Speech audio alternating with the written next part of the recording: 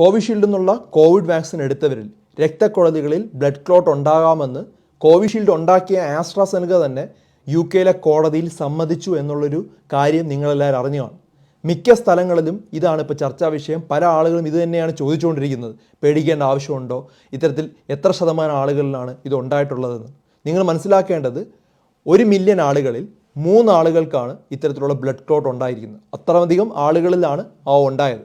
ഇനി അത് ഏത് കാലയളവിലാണ് ഉണ്ടായത്? ഇപ്പോൾ നമ്മൾ വാക്സിൻ എടുത്തതിന് ശേഷം 2 വർഷമായി. ഇതുണ്ടായത് ആദ്യത്തെ 1.5 മാസത്തിനകത്താണ്. ആദ്യത്തെ 1.5 മാസത്തിനകത്താണ് ഈ പറഞ്ഞ കോംപ്ലിക്കേഷൻ ഉണ്ടായത്. അതിനുശേഷം വേറെ കോംപ്ലിക്കേഷൻസ് ഒന്നും റിപ്പോർട്ട് ചെയ്തിട്ടില്ല. അപ്പോൾ അതുകൊണ്ട് തന്നെ അമിതമായി പേടിക്കരുത്.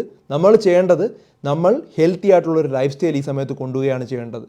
ധാരാളം വെള്ളം കുടിക്കുക, കൃത്യമായിട്ടുള്ള രീതിയിൽ 30 മിനിറ്റ് മുതൽ 40 മിനിറ്റ് വ്യായാമം ചെയ്യുക, മാനസിക സമ്മർദ്ദം കുറച്ച് വയ്ക്കുക, മറ്റു അസുഖങ്ങളുണ്ടെങ്കിൽ അതെല്ലാം കൺട്രോൾ ചെയ്ത് വയ്ക്കുക. അമിതമായി പേടിച്ച് ഈ വാർത്തകളെല്ലാം കണ്ട് പേടിച്ച് ഇല്ലാത്ത അസുഖങ്ങളൊന്നും വരുത്താതിരിക്കുക. മാക്സിമം ആളുകളിലോട്ട് ഈ ഒരു കാര്യം ഷെയർ ചെയ്ത് കൊടുക്കുക.